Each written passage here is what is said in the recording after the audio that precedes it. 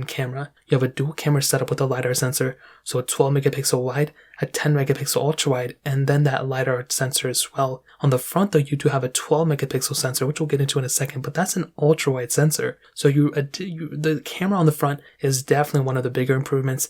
The camera on the back is essentially almost the same as its predecessor, so there really isn't that big of a difference there. You're getting 4K 60 on the back, very good camera, it's almost the same thing as the iPhone 11 camera, meeting an iPhone 12 Pro camera, with that LiDAR sensor. You're getting M1 chipset, you're getting the optimizations with the M1 chipset, so that's another pretty big advantage, but it's a very good camera. There really isn't too much to complain about. On the front though, I think this is where the biggest difference is. You do have that ultra wide sensor, so now you have the opportunity of essentially getting more in a photo. And this is one of those things that I hope Apple brings to their iPhones. There's not a lot of times where I look at an iPad camera and hope the iPhones get it, but this is one of those areas. I really do hope that the next iteration of iPhones have an ultra-wide sensor on the front, just like the iPad Pro, with the M1 chip has, so we can go and get more subjects in a photo. You can do 1080p at 60 on the front, but another amazing feature of this iPad Pro is the face tracking feature. So within FaceTime, if you actually call people, and now within Zoom as well, the camera with its ultra-wide sensor will now actually pan over to wherever your face is. So if you have your camera set up on a kitchen top counter or whatever like that,